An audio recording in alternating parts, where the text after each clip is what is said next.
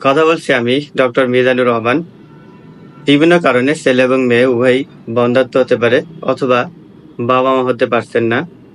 মেয়েদের ক্ষেত্রে polycystic ovarian syndrome, এটি একটি হরমোনজনিত সমস্যা। এটির ফলে ঠিকমতো ডিম্বাণু তৈরি হয় না।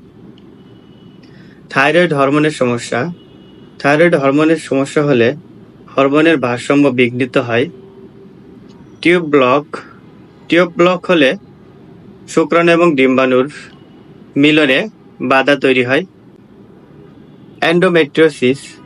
এন্ডোমেট্রিওসিস হলে জরায়ুর বাইরের টিস্যু ফুলে গিয়ে সমস্যার সৃষ্টি করে। প্রোল্যাক্টিন হরমোনের পরিমাণ বেশি, এটির পরিমাণ বেশি হলে ওভুলেশন বন্ধ হয়ে যায়।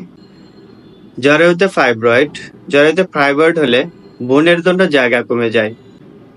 পিআইডি ইনফেকশন অর্থাৎ পেলভিক ইনফ্ল্যামেটরি ডিজিজ, এটির ফলে পেলভিক ইনফেকশন হয় এবং টিউবের টিস্যুগুলোকে ড্যামেজ করে ফেলে। প্রিমেচুর ওভারিয়ান ফেইলিউর, খুব অল্প বয়সে ডিম্বাশয়ের কার্যক্ষমতা হারিয়ে ফেলে। ছেলেদের ক্ষেত্রে অলিগোস্পার্মিয়া, যেখানে স্পার্ম কাউন্ট খুবই কম থাকে। অ্যাজোস্পার্মিয়া, যেখানে স্পার্ম অনুপস্থিত থাকে। ভেরিকোসেল, এটি হলে শুক্রাশয়ের শিরাগুলো ফুলে যায়। এটি একটি সাধারণ সমস্যা। হরমোনের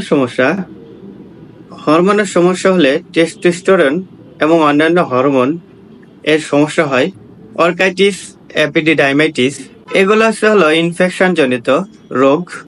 টেস্টিকুলার অ্যাট্রফি অর্থাৎ শুক্রাশয়ের আকৃতি ছোট হয়ে যায়।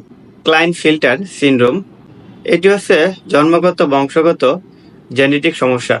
এছাড়াও স্মোকিং, স্ট্রেস, অতিরিক্ত ওজন, অনিয়ন্ত্রিত জীবনযাপন, এগুলো বন্ধ্যাত্বের ঝুঁকি বাড়ায়।